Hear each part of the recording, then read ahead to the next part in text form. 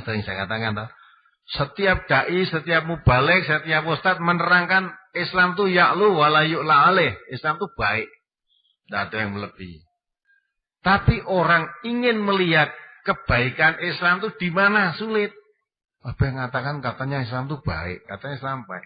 Tapi saya melihat orang Islam kok tidak ada yang baik. Assalamualaikum warahmatullahi wabarakatuh. Saudaraku semua muslimin dan muslimat yang dirahmati Allah. Islam itu agama agung, agama yang unggul di atas agama lainnya dan merupakan agama rahmatan lil alamin. Kata ini sungguh indah didengar. Namun keagungan dan keindahan Islam dirusak oleh orang Islam sendiri.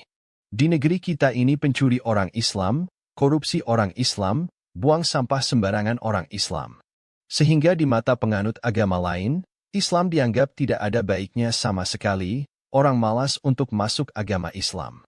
Mari kita mulai dari diri kita sendiri dan keluarga kita untuk memperbaiki, agar Islam tidak hanya tinggal namanya saja. Selanjutnya mari kita dengarkan rekaman nasihat dari Ustadz Dr. Andes Ahmad Sukino dalam acara pengajian Ahad pagi Majelis Tafsir Al-Quran berikut ini. Selamat mengikuti. Saya sangat prihatin dengan sebagian peserta kajian Ahad pagi ini yang kurang kesadarannya dan tidak disiplin.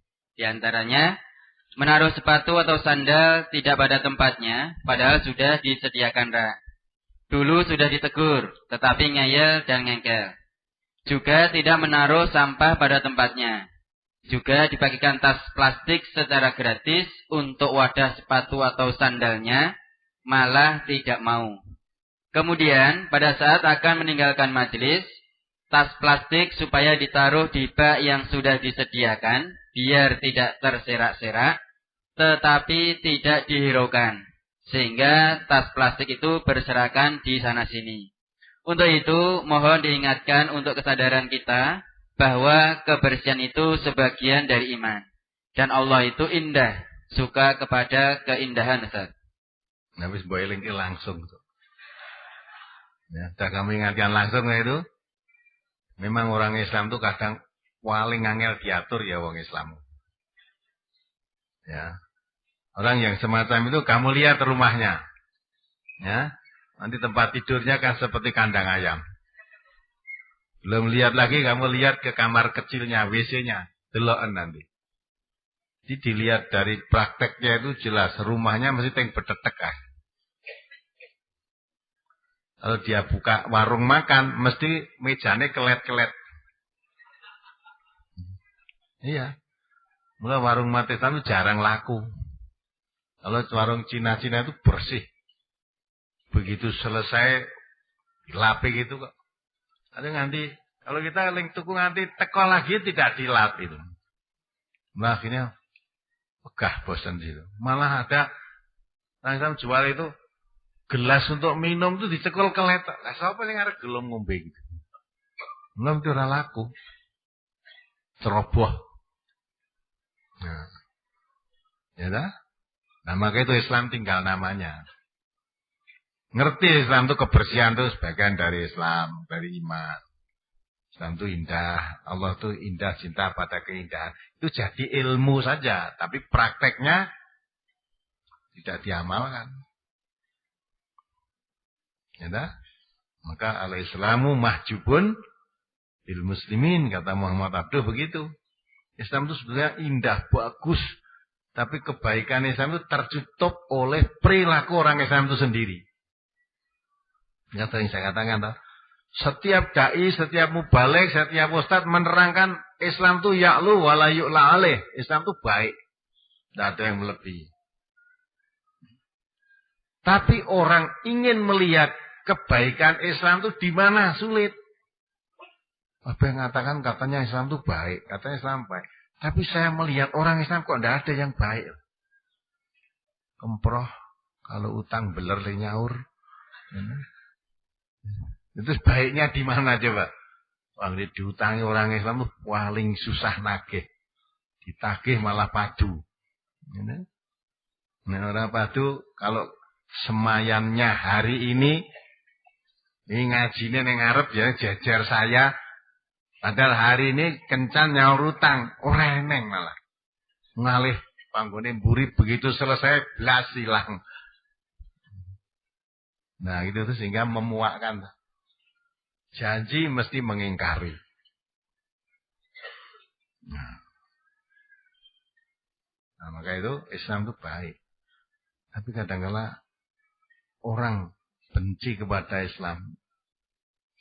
Maka kita ingat keterangan saudara kita Safi Antonio itu. Ingat nggak? Ya, bapaknya Safi Antonio itu keterangan beliau sendiri itu nek sore sampe mubalik wong huju. Anaknya jadi mubalik Islam. Disuruh masuk Islam tuh ndak mau, malah pesen pada Pak Safi itu, ya dah. Kamu boleh memilih agama apa saja, tidak harus sama dengan bapakmu, tapi jangan memilih agama Islam. Kristen boleh, Hindu boleh, jangan Islam. Nah, kenapa tidak boleh Islam? Islam itu identik dengan kebohongan, dengan korupsi, dengan... Coba kamu lihat yang korupsi-korupsi itu kan orang Islam. Yang bohong-bohong itu, yang di penjara-penjara itu kan orang Islam. Ya memang kenyataannya begitu itu. Ya, saudara coba datang ke penjara, tanya yang agama Islam dan agama lain banyak mana kira-kira? Banyak Islam. Yang korupsi itu coba kamu lihat, malah kebanyakan haji korupsi. Banyak. Nah, maka dengan fakta itu dia mengambil kesimpulan Islam elek, jangan milih Islam. Tapi kalau orang yang mati sebetulnya bukan Islamnya yang jelek. Yang jelek siapa? Manusianya. Perbuatan kalau ada orang Islam mencuri, ada orang korupsi, ada orang curang, itu orang yang mengaku Islam tapi dia tidak melakukan ajaran Islam. Nah, maka itulah ya, orang yang tidak mengerti tentang Islam melihat orangnya aja, orang Islammu kebanyakan begini, saya anti dengan Islam. Maka seharusnya seperti dalam surat Al-Hajj itu Pak dibaca ayat 78 itu. Mestinya orang Islam seperti itu.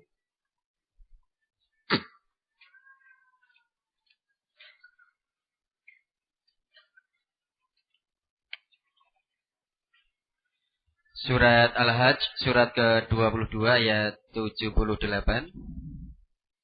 Wajahidu fillahi haqqa jihadih wajtabakum wa ma ja'ala alaikum fid-dini min haraj. Millata abikum Ibrahim huwa sammakumul muslimina min qablu wa fi hadha liyakuna ar-rasulu shahidan alaikum wa takunu syuhada'a 'alan nas. Faqimus sholata wa atuz zakata wa'tasimu billah huwa maulakum wa ni'mal maula wa ni'man nasir.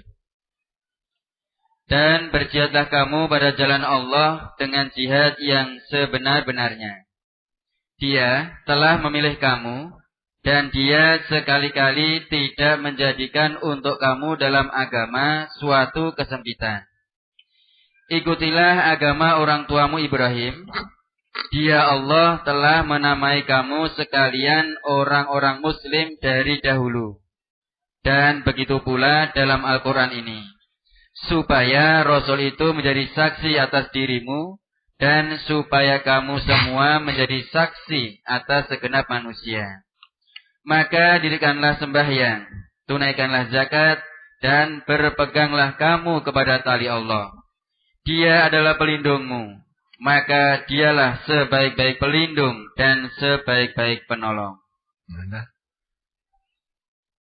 Allah menjelaskan situ. Wa ma ja'ala 'alaikum fid-dini min haraj.